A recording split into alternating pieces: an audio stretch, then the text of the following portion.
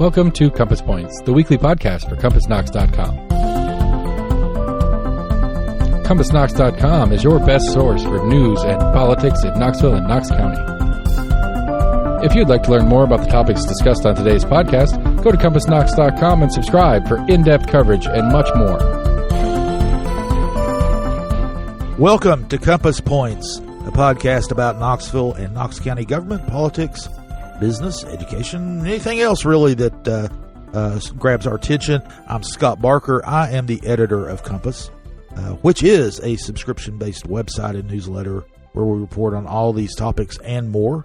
You can find us at CompassKnox.com. We're recording this in the opulent studios of Barbarian Production amid all the marble and gold that Lord Seth Barber, who reigns supreme here, has decorated the office with. So, Seth, thank you. Hope your week was okay, and it's already time for the 3-day-old weather report. So, right. Currently in West Knoxville in the Rocky Hill neighborhood, it is overcast in upper 70s, maybe lower 80s already this morning. So not as hot as it has been.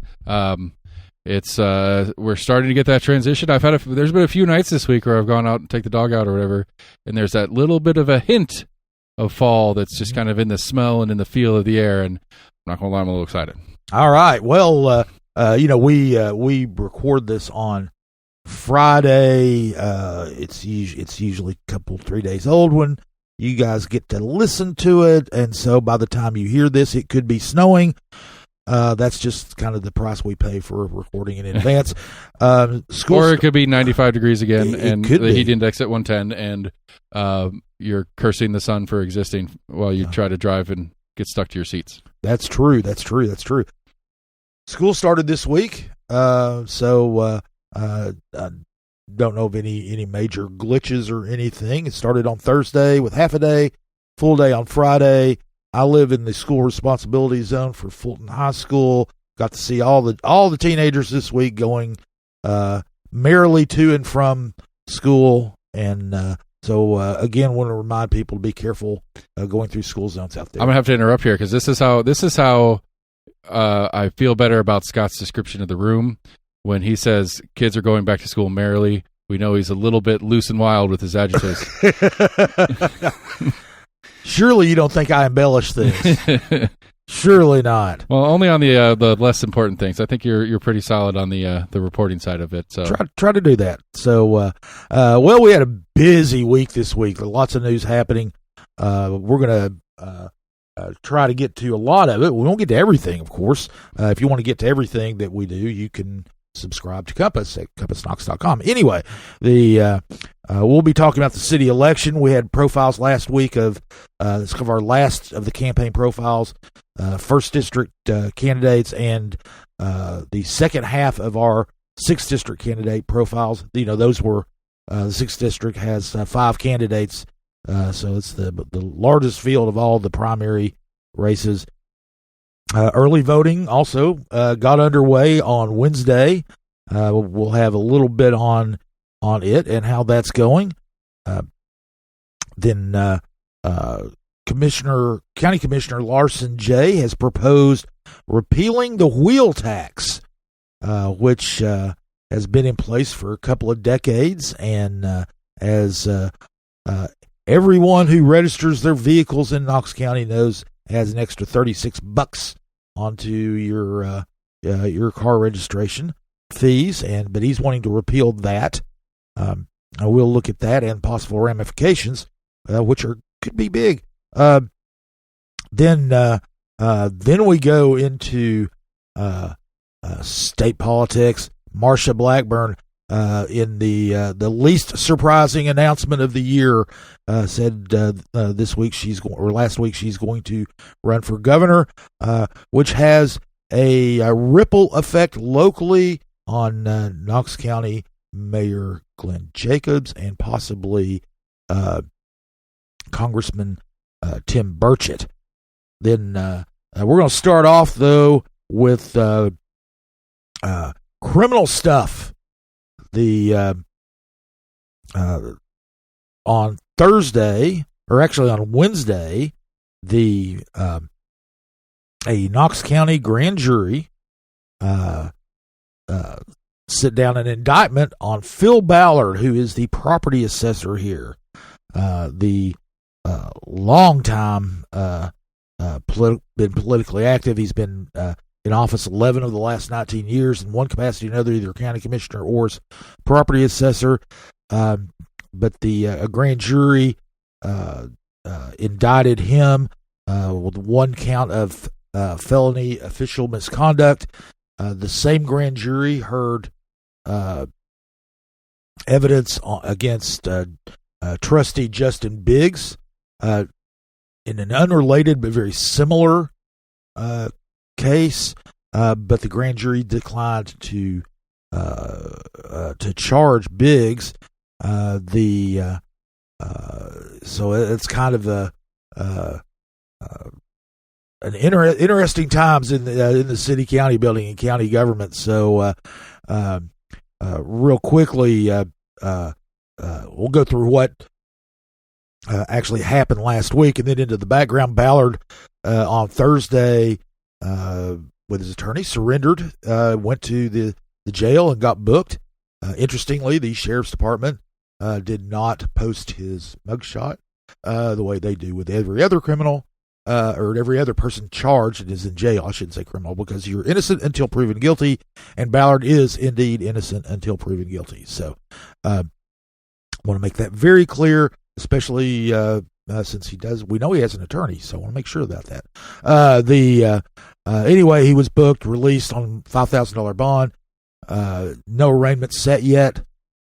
He declined to speak with us, which is one thing that criminal defendants rarely do anyway, but did refer us to T. Scott Jones, who is the attorney of record for him. Jones said that he's going to defend Ballard vigorously. He said that Ballard, what Ballard apparently did was, and he admitted he did it, was at one point he was using his personal vehicle and getting reimbursed for mileage, and there's a reimbursement that you get for using your personal vehicle for your government job. But at the same time, he was also using a county-owned vehicle, and so basically double dipping there. And he admitted that he did that. He said he tried to rectify the situation. It wasn't, for some reason didn't get rectified for some time. Jones has said, Jones told me this week that, or last week, that that was inadvertent. There's no intent there, which has to just be a component of the felony charge. So he's going to fight it vigorously in court. He also said that Ballard has no intention whatsoever of resigning, which obviously as an independently elected official in Knox County, he does not report to anyone. No one can fire him. He is it's completely up to him. He is going to stay on and run the property assessor's office. They are going to see, I believe, next year do one of the reappraisal again for your property taxes. And speaking of that, the person who collects the property taxes is Jason Biggs, the trustee. He, as I said, the grand jury did not find probable cause that he committed any actual criminal activity. He actually was highlighted even more during the past several months. He provided six Chevrolet Silverado 4-wheel drive trucks for his staff. Pretty expensive stuff. They released them for a lot more money than the county usually pays for vehicles. He also he and members of his staff also on trips to Nashville, where there is legitimate business for the trustee of the third largest county in the state to go to Nashville, the state capital, and do things, but stayed in some pretty swanky hotels that are much more the rates are much higher than the county typically allows. As an independent office holder, he can get away with that, at least as far as the initial spending of the money. The investigation of this, which was it was started by an internal audit in Knox County, and then the comptrollers, they turned the findings over to the comptroller's office, and the Blount County district attorney did the investigating. The Blount County DA did it because Knox County DA Sharm Allen recused herself, since it dealt with public officials in Knox County, and public officials who were also members of the same political party that she is. So anyway, you get down to it, Biggs was not charged. Ballard was charged. Now, nobody we tried to get comment from folks. Gina Oster, who is the chair of the Knox County Commission, and they, which if Ballard were to resign, they would be the ones to appoint a replacement. She declined to comment. Knox County Mayor Glenn Jacobs, who, as I said, there's no, he doesn't have any oversight over the register or the property assessor's office. But he said his office said he would comment eventually, but wasn't going to do that Thursday. So as of Friday morning, he had not issued a statement on it either. So the next step in this saga is that Ballard will be arraigned at some point. They'll set an arraignment for him where he'll go in, and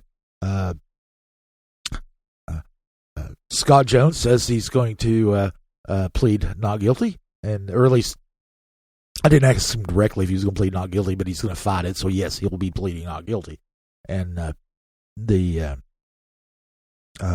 then they'll move on from there on the criminal case. This was kind of an interesting thing. Ballard has been around for forever. Like I said, he was elected first as a county commissioner in the 8th District in 2006. Then it's funny. Then he was on the county commission. Those were the days where there were two commissioners for each district, plus 3 in the 5th District in far west Knox County. And so they had 19 members on the county commission. And then there was Black Wednesday. He was there for Black Wednesday, which if you've been around here any length of time, that was a meeting. The county commission was going to fill a bunch of appointments that needed to be made. They violated the Sunshine Law before and during recesses in that meeting. A very public display of flouting the Sunshine Law, anyway, it led to a lawsuit. Those appointments were thrown out. They were found guilty of violating the Open Meetings Act. Then the reforms were done to the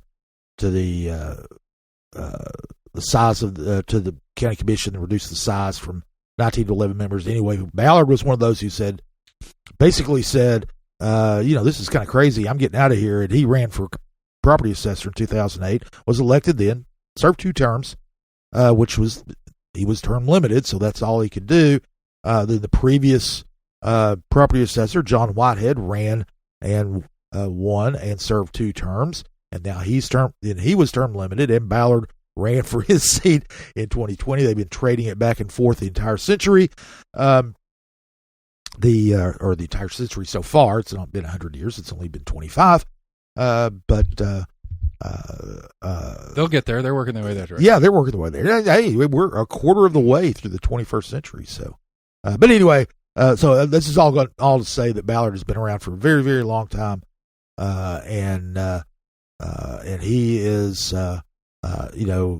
he's 71. This is the fight, the biggest fight he's had. So anyway, we will of course be following the ins and outs of that as we keep going, and then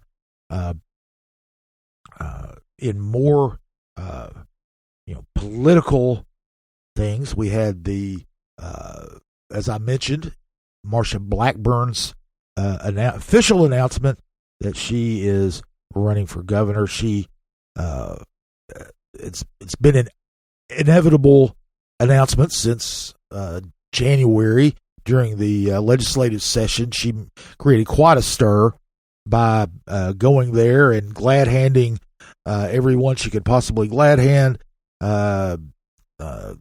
basically saying, "Yeah, I'll probably run for governor, and I'll let you know." Of course, right. I was like, that happened, and then I just like a couple weeks later, I assumed she announced, and I didn't hear about it. So I've been operating under the assumption that she was running for governor. Well, everybody has been. I mean, it's one of the things that is kind of like, it was almost one of those things. Is, well, I guess we got to report it, even though everybody knows it. But anyway, she made her official announcement as a sign of the times. Did it on X with a statement on there, as well as a video where she's a big one of the Senate's biggest supporters of President Donald Trump, and Trump was featured at the beginning and the end of the video. So he's bookended by Trump. And then she talked about Tennessee, what a great place Tennessee is, and that she's going, as governor, she would, fight the deep state and deport as many illegal aliens as possible, and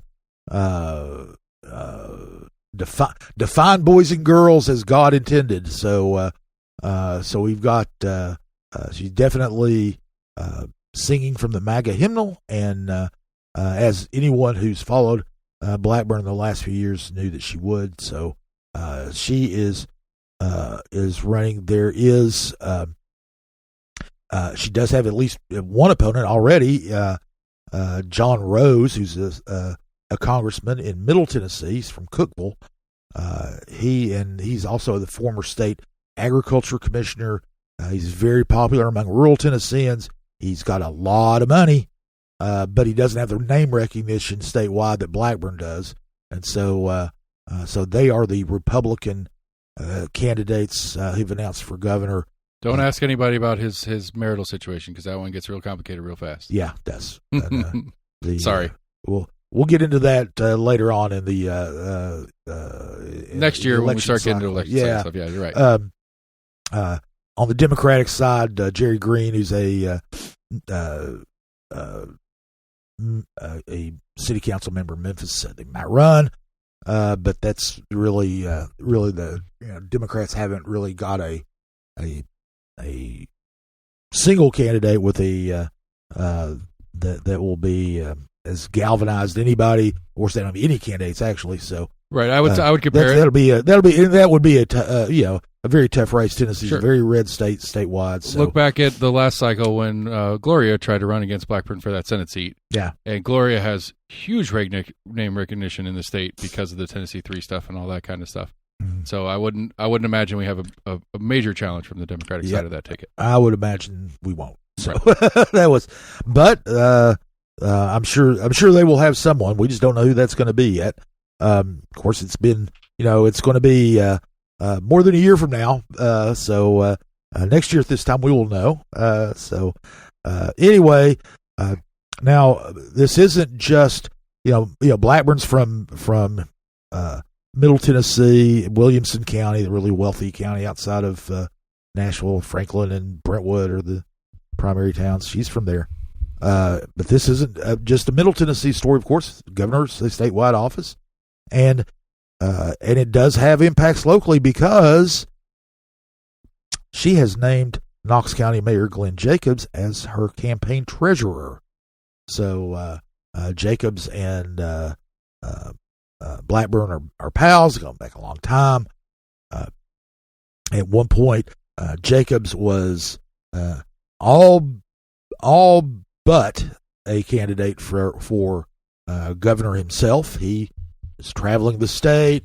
The great whisperers all over the state knew he was going to run, and he never tried to discourage people from thinking he was going to run. So he was poised to run. And then Blackburn did her tour at the legislature in January, and when it came out that she was probably going to run, Jacobs immediately endorsed her and set his own political ambitions aside. I'm sure that played into her decision to name him as a campaign treasurer. One thing that does is it could set up an appointment for Jacobs as the next U.S. senator to replace Blackburn. Blackburn's term doesn't end until 2030. So if she runs and if she is elected, she will have to resign her seat, her Senate seat. So and depending on the timing, either she or Governor Bill Lee would appoint a replacement. If she waits till the last minute to resign, she would be the one who would end up appointing her replacement in the Senate. Jacobs, being part of the campaign, would be well positioned for that. He's in his last term. He's term limited, so by the time that Blackburn would be making that appointment, or Lee even, then Jacobs will be unemployed at that time. He will be. He'll be on the dole. And as you mentioned with Blackburn, Jacobs has made some splashes nationally and making sure he's got good friendly photo ops with the current president. And absolutely. Well, I mean, he's already got a lot of celebrity, since he was professional wrestler by the name of Kane. Who people who follow wrestling know that a lot better than I do, but he is very popular, very well known nationwide as Kane. But he's also a major supporter of President Trump. He's been, gets photo ops of President Trump, all that kind of stuff. So, anyway, he might be. I think you could say that if Blackburn wins, he would probably be the odds-on favorite for her if she makes the appointment to for that appointment. Lee, if she resigns early enough, Lee would make the appointment. And if she won, remember, all this is contingent on whether her winning. She, if Rose, actually, if his well-funded campaign, of course, she's got a pretty big war chest herself, but if he pulls, I think what a lot of people would consider an upset, then all bets are off. But Jacobs would be, one of the favorites to be appointed. But he's not the only one from Knoxville who could look for that. Congressman Tim Burchett, who is a former Knox County mayor himself, now represents the 2nd District, which is Knoxville is Knox County is at the heart of that. He could throw his hat in the ring too.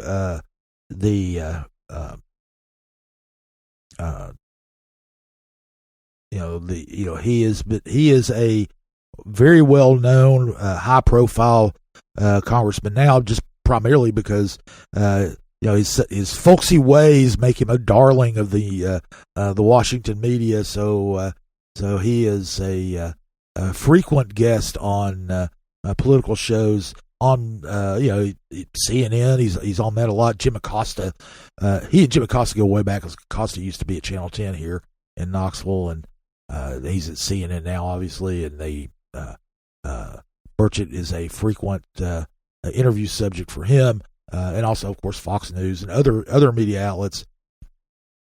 But Burchett has been traveling the state, crisscrossing the state at a clip a little bit unusual for a district congressman, a member of the House who also happened to be recovering from a broken rib or two. Yeah. I'm not sure his horse wants him to run. His horse tried to knock him out by kicking him in the chest a couple of weeks ago. He is recovering. He's made a point of posting stuff on social media about how active he's being. In fact, he was wrangling some donkeys the other day that he had video of. So he's not afraid of farm animals just because he got kicked by a horse. And but anyway, he is, he said that he's going to be focused on the 2nd District now, but if the opportunity arose, he would be happy to serve in the U.S. Senate as well. So, that would be if Blackburn makes the appointment, I think that he would be a long shot, because I think Jacobs would be front and center, and plus she's from Middle Tennessee. There may be others who are close to her in Middle Tennessee that she would select. But if Lee makes the appointment, then that's a little different, because the dynamics between Lee and Burchett and Jacobs are different than the dynamics between Blackburn and Jacobs and Burchett. So anyway, that'll be political intrigue for another day, or at least not necessarily another day, but for the coming days and weeks and months as Blackburn's campaign unfurls over the next between now and next November. So we've got a little bit more of a year of that one.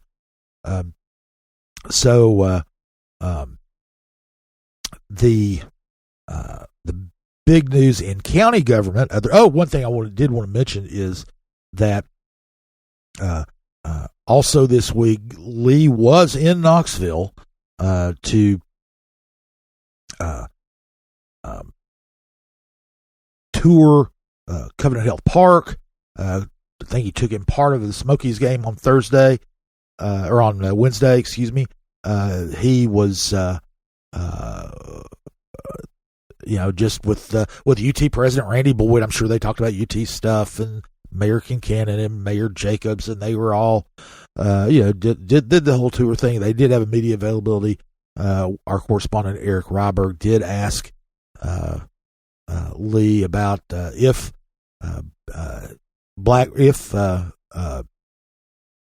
Jacobs or Burchett or anyone else had contacted him about possibly serving, about if putting a bug in his ear if he is the one who make the appointment. He said no.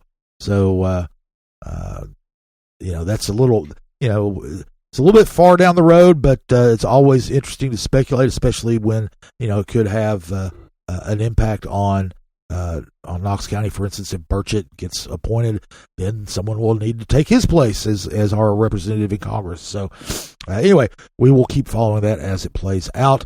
I think a quick caveat to throw in there while people are thinking about that is the timeline of, if we get the appointment, there will be a special election in 28. Yes. And then the actual election for the seat in 30. Right. I don't know. I just feel like that's a little tidbit of it. And so if Jacobs, for example, is the one to get appointed in 26, early 27, depending on the timing, of course, it would be a 1.5-year term, right at 2-year term, to then go run a real election for it.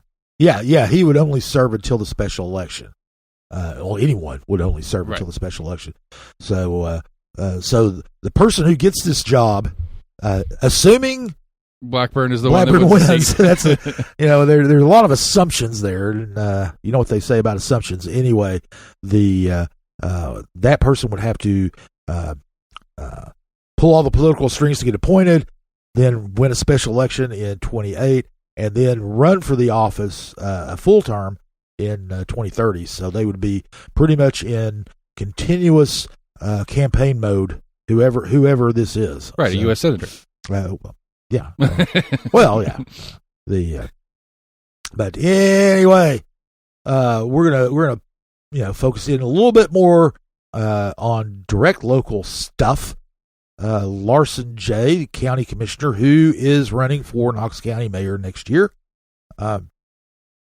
has proposed repealing the wheel tax, which is a $36 annual levy on your car registration, your vehicle registration, and it has been in place for 2 decades. It was adopted in 2003 at $6 a vehicle and raised the next year to $36. So it's been in place then. When it was proposed, it was sold as a way to finance a new downtown library.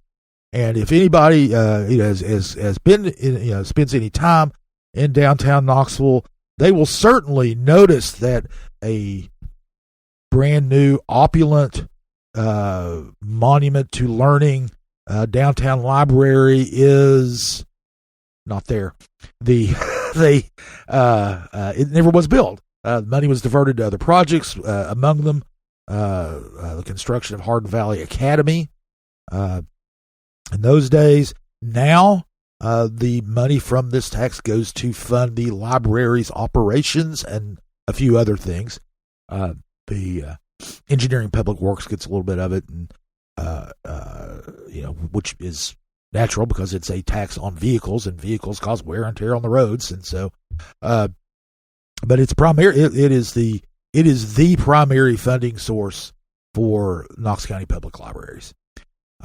They get some like 80% of their funding from the tax. So, of course, a lot of people hate the wheel tax. It is a regressive tax. It is the same for everybody. If you own a very small compact car that is light and doesn't cause a lot of wear and tear on the road, you still pay as much as somebody who has a one of those big honking, one of the 6-8 wheel pickup trucks, and things like that. So, and also it doesn't matter about the value. If you have a 25-year-old beater car, you pay the same amount as the guy who's driving off the lot this afternoon in a brand new Lexus or whatever. So it is a classic or regressive tax. But Jay has proposed repealing it, and repealing it in phases. It would, like I said, it's a $36 tax. The $4 would come off the first year, which would be the fiscal year 27, which starts next summer.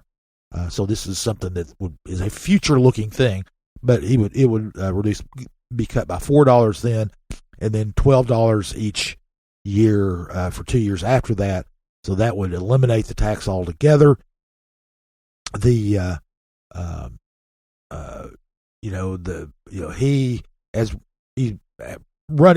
running for mayor. So you got to remember that. It always looks good. He's a Republican, and he's going to be, cutting taxes plays well to the Republican voters, and especially, it plays well to everybody, but in many ways. It certainly is a thing. It's one thing he can do that his one opponent that we know of at this point, Betsy Henderson, can't do. She is the school board chair, and she's running against him. But she can't raise. She can't lower taxes. She can't eliminate a tax. He can't do it unilaterally himself, obviously, but he can make that effort. Jacobs is on board with the eliminating the tax, as you might expect, because he's essentially libertarian, and pretty much opposed to all taxes. So that is something that is going to be going before the Knox County Commission probably later this month. Has to pass on 2 readings, has to pass by 2/3 of the majority. One thing that's kind of interesting is talked to Chris Caldwell, who is the finance director. Now, one of the things that Jay has said is they can eliminate this revenue and it won't hurt services at all. Won't touch services. And one of the things that talk about, the breakdown of it, it brings in about $15.5 million a year. $13 million of that goes to the schools. I mean the libraries. And that's, like I said, it's 82% of the library's budget.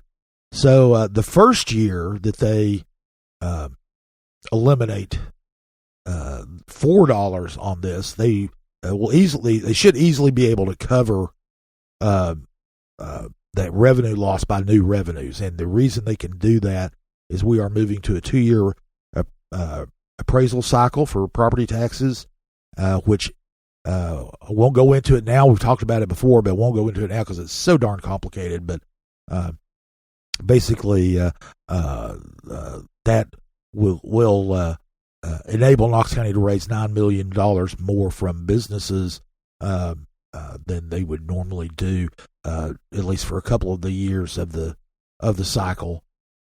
So that's the kind of the big thing. They also raised the basically the mining tax, the tax they charge on mining and quarrying companies for extracting minerals from Knox County's landscape, and that's going to bring in some money. They just passed that. That's going to go to the roads, and they're going to switch some of the engineering and public works funding to the general fund.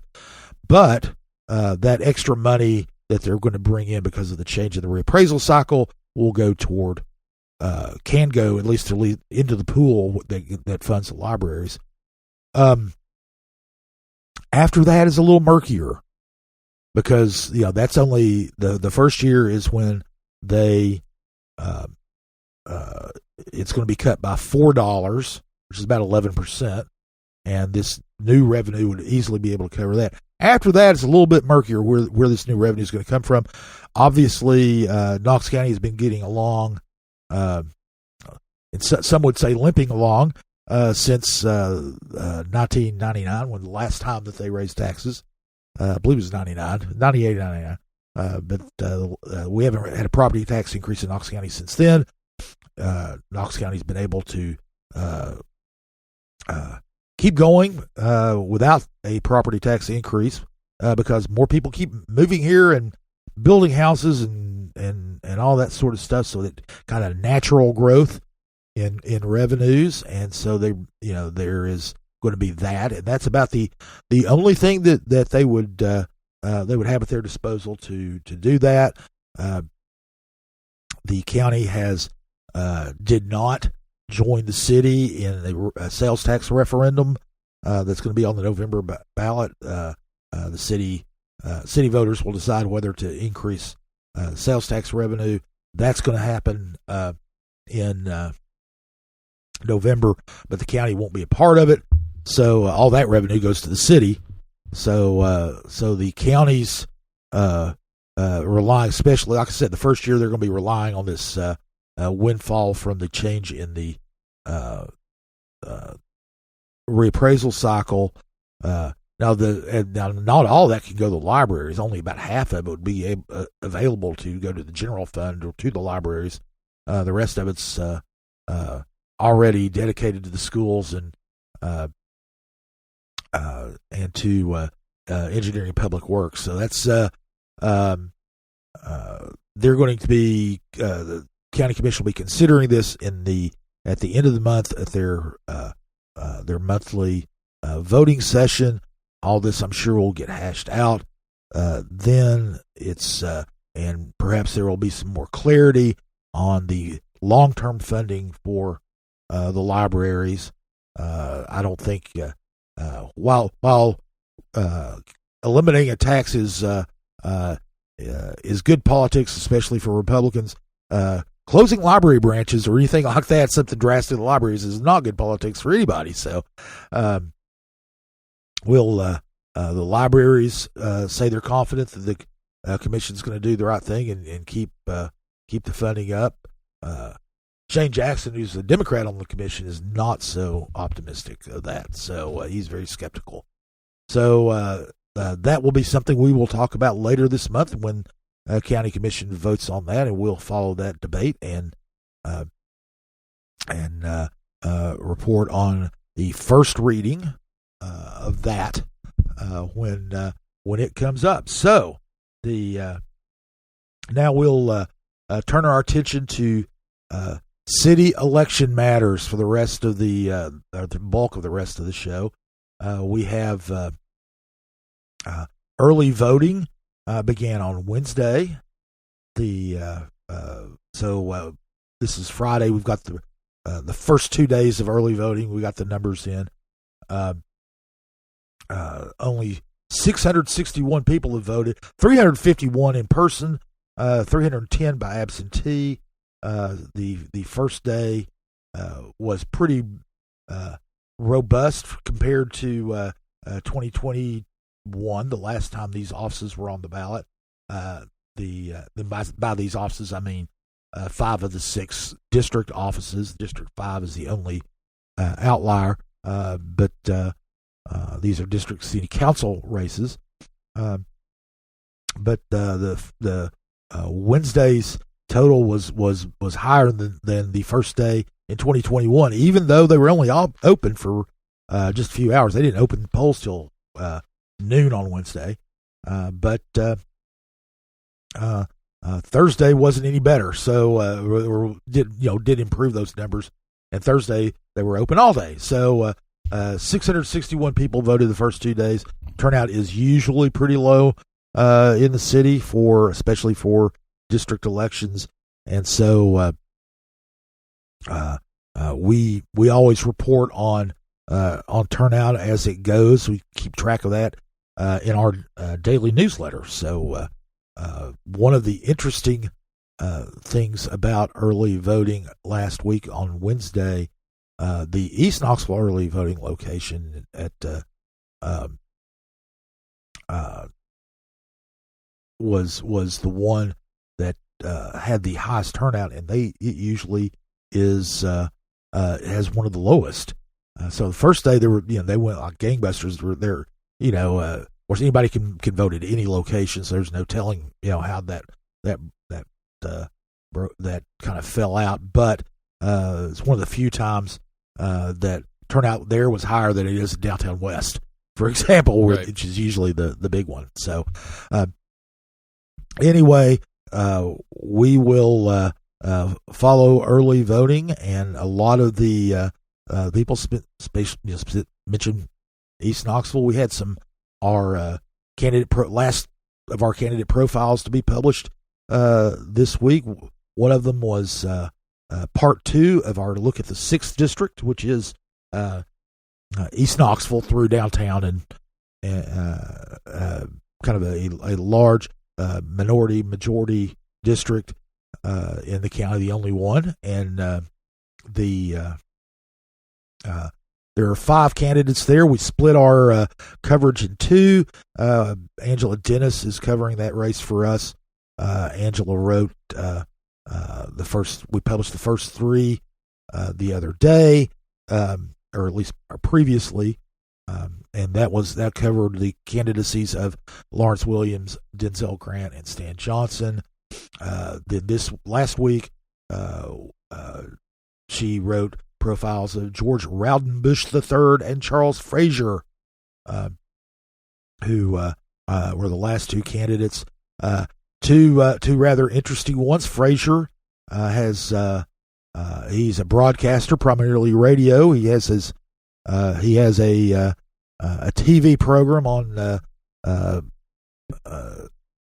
the public media access, Knoxville Public Media, so Knoxville Community Media, excuse me.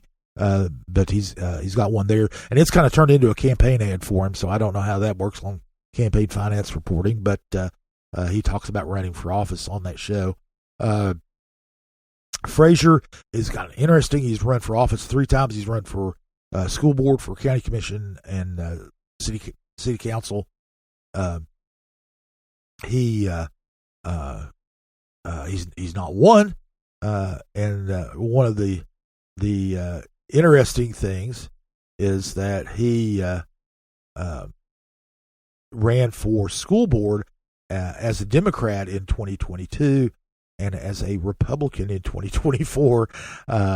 He ran for county commission. So that's kind of interesting.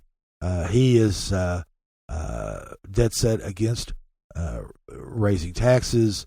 He focuses a lot of his attention on East Knoxville. He was his broadcaster for Austin East high school football games,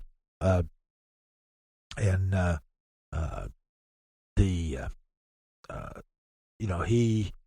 wants to. He's advocating for higher transparency in spending local money, especially with nonprofits. He kind of singled out his profile interview with Angela, singled out Seed, which is a nonprofit group which happens to be run by one of his opponents, Stan Johnson. So,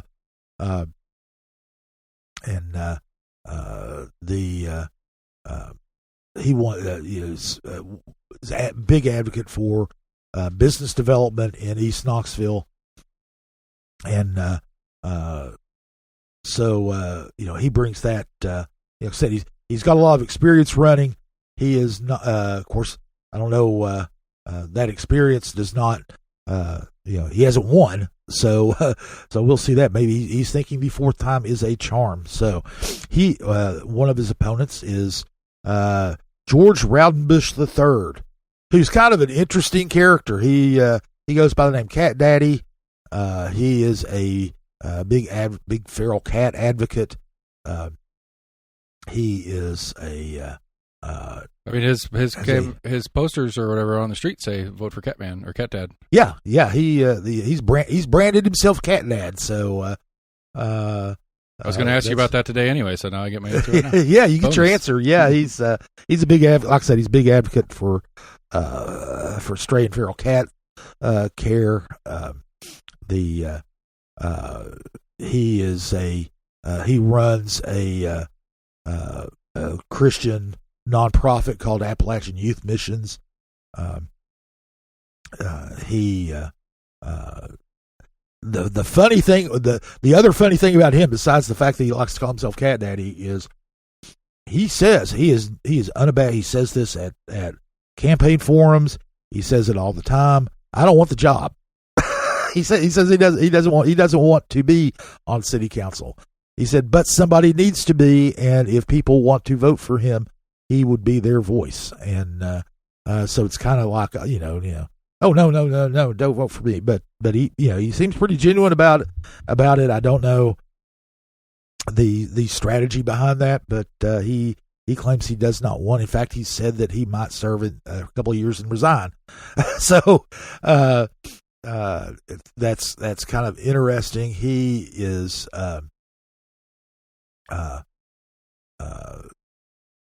he thinks that he looks at himself as a problem solver. He thinks that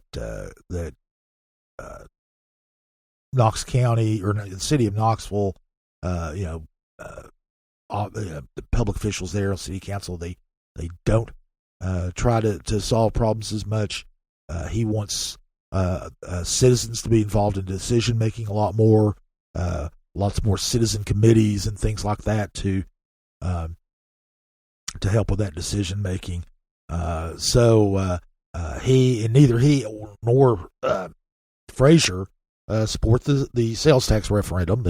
They're both dead set against that. They don't think the city needs more money, tax money from folks, and all kind of interesting. One thing that was interesting in doing research about him is kind of because we have to report the good, bad, and the ugly, and the one incident that happened about 15 years ago was he was involved in he was arrested and charged following a police chase in Monroe County, which was kind of interesting. He was pulled over for speeding, according to all the documents we reviewed, and he was pulled over for speeding. The officer asked for his driver's license. He gave him one that said it was issued by the Embassy of Heaven, which, of course, is not recognized by the state of Tennessee as a valid driver's license. Then he jumped in the, he stayed in his car. He pulled out and just left the scene, and the police chased him. Of course, this was on a mountain road in Monroe County. Speeds got up to a whopping 50 miles an hour, and they ended up pulling him over. When he pulled out, he hit police vehicles. He was charged a slew of charges. He was convicted and sentenced to 4 years probation. He appealed his conviction twice, and eventually he appealed it once. It was remanded. Was an error by the trial judge. He did it again. It was remanded again because of an error by the trial judge, and ended up sticking. And then he also filed a civil rights lawsuit, which was rejected as being without merit by federal court's appeals court, and he even appealed to a writ of certiorari from the U.S. Supreme Court, and they just declined to hear it either. So anyway, he has a kind of an interesting legal background, legal experience as well. But of course, that was a long time ago. I presume that he does have a valid Tennessee driver's license now. He probably did then too. So, anyway, Rautenbush is interjecting kind of a colorful element to that 6th district primary race. So one other race, the last one that we have will be reporting on as early voting begins, was the 1st district race. In the primary there are 4 candidates. They're Karen Adams, who's a member of the Knox County Planning Commission, Lindsay Uremko, who works in compliance for the Department of Safety and Homeland Security for the state of Tennessee, Becky Jones, an insurance agent, and Charles Van Morgan, who is a former Highway Patrol officer and now owns a taxi company with a fleet of 1. So they are running the 1st district. For those who don't keep up with the numbers, is South Knoxville and Fort Sanders. It does cross the river there.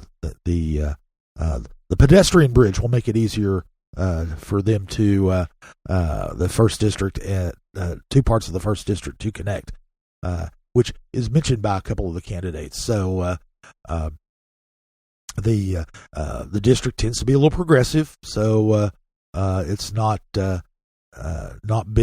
I mean, it includes the students who do register locally at UT. It does. It does. It's one of those things. It includes the students who are registered locally. They don't vote. They don't register. They don't vote. So I mean, they're residents and they're citizens of the city of Knoxville, but many of them don't vote. They don't vote in great numbers. They're very right. Turnout among students is very small. But one thing that people tend to overlook is, even though they are students at UT, and a lot of them, almost a large number of them, come from places outside of Knoxville, and will probably only live here while they're in college. They are, nevertheless, while they're here, they are residents of the city of Knoxville, and they're not. It's not they're not resident aliens or anything. They are actual residents of the city of Knoxville, just like I am. They have the right, if they choose to, they can vote, register, and vote. Absolutely. Here. And but there are also a lot of people who live in Fort Sanders who are not students. Fort Sanders also includes University of Tennessee, Covenant Health's Fort Sanders Medical Center, as well as Children's Hospital. So they've got a couple of major employers in the city who call Fort Sanders home, and then there are a lot of people who live in Fort Sanders who aren't students. So not a great deal. I mean, they're way outnumbered by students, but anyway, the candidates, very interesting. Adams is kind of taking a little bit more of the traditional route to running for city council. As I said, she serves on the planning commission. Said that of course has prepared her very well. She thinks it's prepared her very well for city council. She's also she founded her own company, marketing company for higher education. She's worked at Maryville College and at IPIX. I mean, she's got a varied background and been very active in the community and her homeowners association and that sort of thing. She's backed by the current holder there, Tommy Smith, and a lot of the more establishment political figures in the city of Knoxville. So Adams is running. Yaremko is more of a progressive voice. She was motivated to run by all the political machinations around changing the changing of the election structure from being district only voting in the general election. She decided to run there. She is she thinks that the mayor's office has a little too much power, a little too much influence. Would like to see city council, the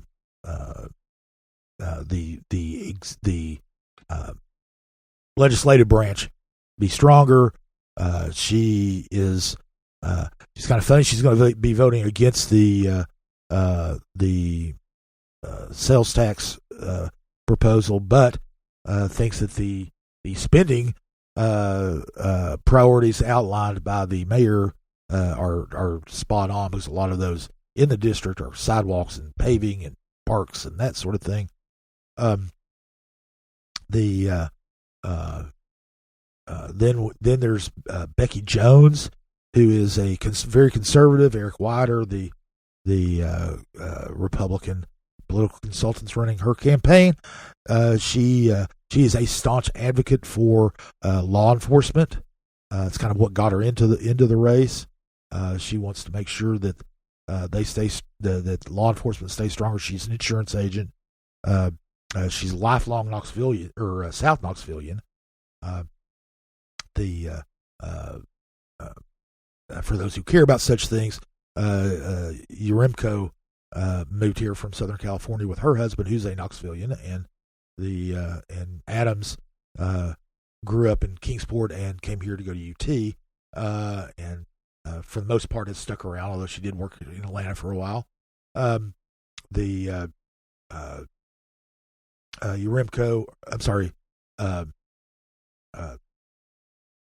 Jones is thinks that South Knoxville needs to be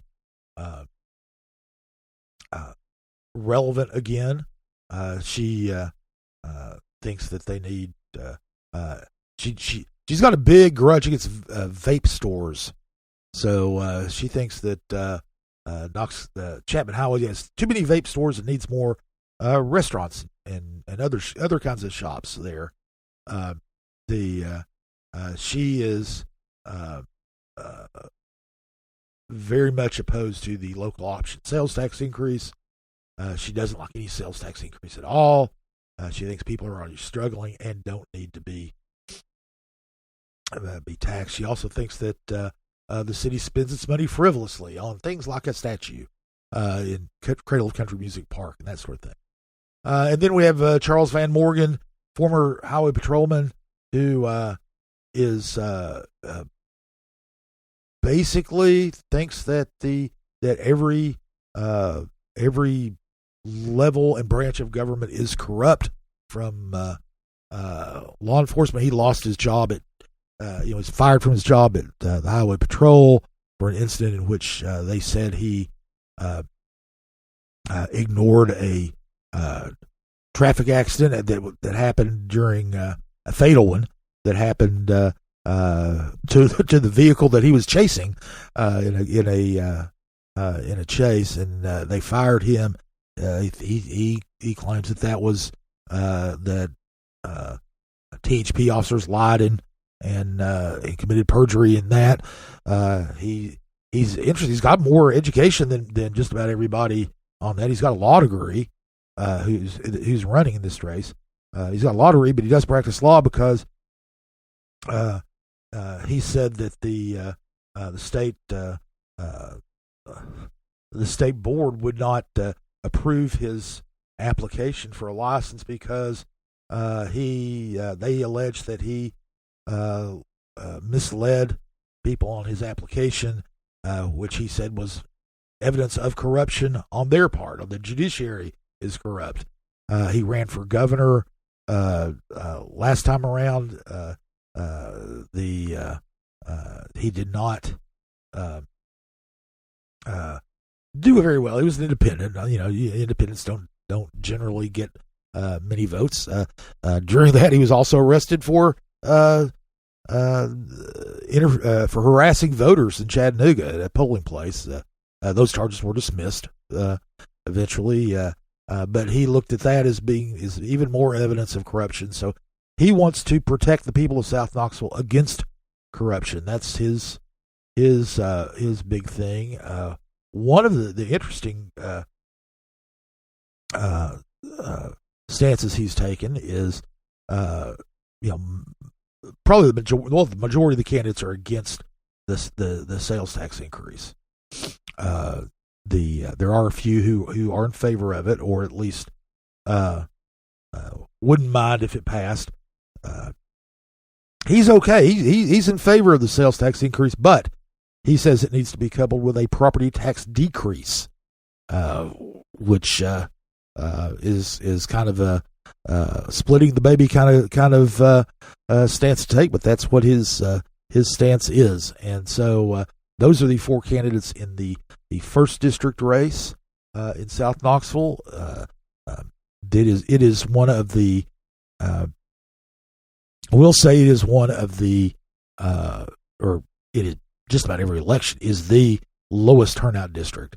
I think part of that is the student population, but even among registered voters, the turnout is very low, and the lowest of the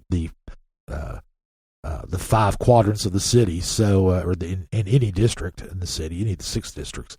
So. Turnout's going to be very key. These candidates need to get their voters out there. And remember, in the city election, not only, but 2 candidates move on from the primaries into the general election. So of these 4 candidates, 2 of them will move on to the general election. And unlike in years past, in the general election, only the district voters will vote for them, as mentioned earlier. In the past, those would be citywide elections, so it's going to be much narrower. But turnout in the November election probably could be, I wouldn't say probably, but it could be a lot higher because of the sales tax referendum. That's when you can vote for it.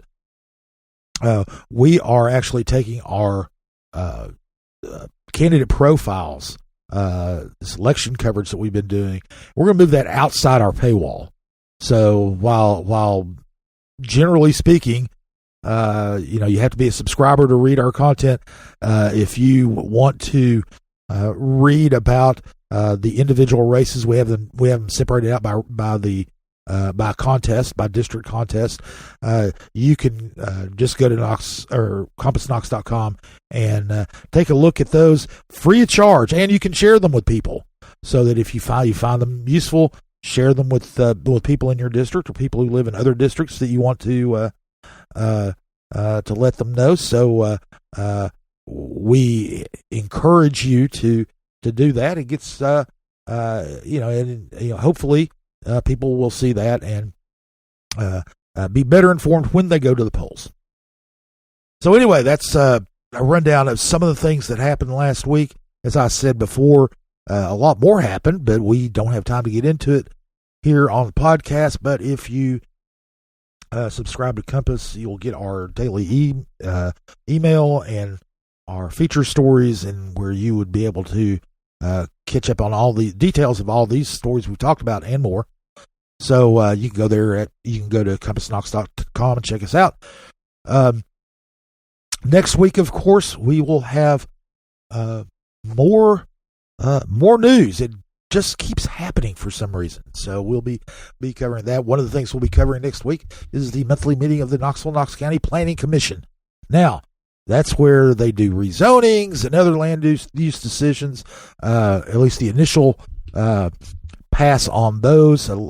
Most items go to City Council and County Commission for final approval, but you get a kind of an early bird peek of a lot of the development that's going on in the city and the county. One of the things that's going to be on the agenda this week is something that could affect Lord Seth Barber here, because it's near his place. My vape shop. So my evil vape shop. His evil vape shop and Pirate Bar. But in the Happy Holler area of North Knoxville, they're going to be looking at a request to consolidate 3 lots at the corner of North Central and Anderson. For those in the area who are vaguely familiar with it but might not know which street Anderson is, this is where across the side street Anderson from Central Flats and Taps. So it's right in the heart of Happy Holler. I mean, on the geographics of it, it's the low point of the holler is where Anderson crosses Central. Right. Yes. I mean, if you want to get to the technical definition of a holler, it is the bottom of the holler, right there at Anderson. That's where Anderson crosses Central. Absolutely, and you would know because the Hollaroo has the soapbox derby stuff. It is, and that's where the turn of death is on from Central onto Anderson. That's where our term of imminent doom. Well, somebody is undaunted by that, because it apparently is they're consolidating 3 lots, so there will be some sort of development goes in there. They have to get variances to do this. That's why they're going before the Planning Commission. They don't have they haven't filed any firm plans there. It is a great intersection for commercial use if they decide to do that. Of course, they could also put in house, because there's housing going on the other end of Central, than the little bit further north on Central that's going in up there. So, right, I mean, I can from just from what I do in the neighborhood, I can attest that it is the construction group. The developer is a developer. They generally do housing, condos, or apartment complexes. I haven't gone into detail with the owner. I have talked to him a couple times, but more about Hollaroo stuff than about this. But I do know that it's going to be at least partially residential, if not completely residential. Well, okay. Well, that's one thing. If it doesn't include resident or commercial use, although I think that would probably be a missed opportunity since it is right on an intersection. But if it doesn't, it would at least bring people who'd be potential customers for your vape shop and Pirate Bar. So I mean, we're excited to have that lot. Something, anything Yes. is better than an empty lot with a falling down building on it, as it was. I mean, actually, they've cleared the lot as of this week. I was down there doing some work stuff, and like their crews are out there. The dump truck was backed in, and they were scooping all the concrete and cinder blocks out. So if you come through the neighborhood, it looks different now thanks to their starting work. Anyway, there will be. We'll look at that and everything else that the Planning Commission will do, and we will be reporting on that when this week. That meeting, by the way, the Planning Commission meeting is Thursday, so will be 1:30 p.m. at the main assembly room of the City County Building. We'll be there. One thing we do want to note before we skedaddle is that early voting continues all during the week this week. There are 6 locations downtown in the City County Building, downtown west in West Knoxville, Eternal Life Harvest Center at 5 Points in East Knoxville, the Knoxville Expo Center out on Clinton Highway, Meridian Baptist Church on Chapman Highway in South Knoxville, and up at New Harvest Park in North Knoxville. So those are the locations. You can, no matter where you live in the city of Knoxville, no matter what district you're in, you can vote at any of those locations. Hours are generally 10 a.m. to 6 p.m. for all of them. Wednesdays they don't open till noon. There are some exceptions to those times, and you can go to knoxvotes.org to find out the exact times for exact locations on the exact days throughout the early voting period. You can also get a lot more election information, such as you can see a sample ballot. Now, it is the least complicated ballot you will ever see, because whenever you go in, you will see the ballot for your city council district primary race, and that's it. So if you live in the 4th district, like I do, you will go in to vote, whether you go early or you go to your polling place on election day. You will get a ballot with one race on it, and that is it. So it won't take you long to vote. Get out, vote. We don't advocate for very many things, but voting is one of the things we do advocate for. So get out and vote sometime this week if you are so inclined to vote early. So with that, we'll conclude this week's segment of Compass Points. We want to thank everybody out there for listening. Thanks to Lord Seth for his stellar work behind the scenes as the producer. I want to thank Will Wright for providing us with our music. And we will be reporting on Knox County news and business next week. Hope you join us then for another installment of Compass Points. CompassKnox.com is your best source for news and politics in Knoxville and Knox County. If you'd like to learn more about the topics discussed on today's podcast, go to CompassKnox.com and subscribe for in-depth coverage and much more.